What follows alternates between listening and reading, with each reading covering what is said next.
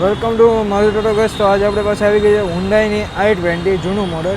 આમાં આપણે CNG fit કરી દીધી છે. તો દેખાડું કઈ કીટ આમાં ઇન્સ્ટોલ કરેલી છે. આમાં આપણે જાવોલીની કીટ ઇન્સ્ટોલ કરેલી છે.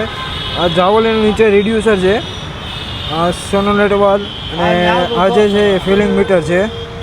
આપણે ફિલિંગ વાલ અહીંયા લગાડેલો છે. અને કમ્પ્લીટ જુઓ તમે, વાયરિંગ પ્રોપર આપણે 3 લેયર કોટિંગ સાથે કરેલું, ફાયરપ્રૂફ ટેપિંગ. અને આપણું વાયરિંગ રહેવાનું છે જે બ્લેક કલરમાં છે. એકદમ કંપનીની જે વાયરિંગ આપે પેટ્રોલનું, એ જ રીતે સેમ પેટ્રોલનું આપણે સીએનજીનું વાયરિંગ કરેલું છે. આપણે ઇન્જેક્ટર એ લેવાની છે. અને છેલ્લે આપણે જે પેટ્રોલ જેવું પિકઅપ આપે એની માટે સીકેબી એડવાન્સર આપણે લગાડેલું છે, જે એમાં સીએનજીમાં પેટ્રોલ જેવું જ પિકઅપ આપશે. અને ECM આપણે પાછળ લગાડેલું છે. તો આની બૂટ સ્પેસની વાત કરું કે આમાં i20માં બૂટ સ્પેસ કેટલી વાપરવા મળે તો એ પણ દેખાડતું. તો આપણે i20 એસ્ટા મોડલ છે. આમાં બૂટ સ્પેસ આપણે કેટલી વાપરવા મળે એ પણ દેખાડતું. જુઓ તમે કે કેટલી આપણે બૂટ સ્પેસ વાપરવા મળે, 30 થી 40% ઓલમોસ્ટ બૂટ સ્પેસ આપણે વાપરવા મળશે. કમ્પ્લીટ આપણે જે સીએનજીનો ટેન્ક છે એ કેનવાસ બેલ્ટ આરે વર્ક કરેલું છે.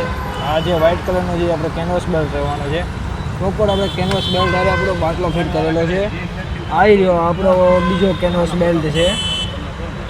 અને આમાં આપણે ઊભું ટાયર રાખેલું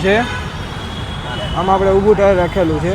અને ફિલિંગ કોડ આપણે પાછળ મળવાનો છે. તો તમારી પાસે પણ હુન્ડાઈની કોઈ પણ ગાડી હોય, i20, વેન્યુ, ક્રેટા, એમાં સીએનજી કરવાનો વિચાર કરે અને પેટ્રોલના ખર્ચા બચાવવા માગતા હોય તો આજે જ સંપર્ક કરો મારુતિ ઓટો ગેસનો. અને મળીએ આપણે નવા વિડીયોમાં નવી ગાડીને.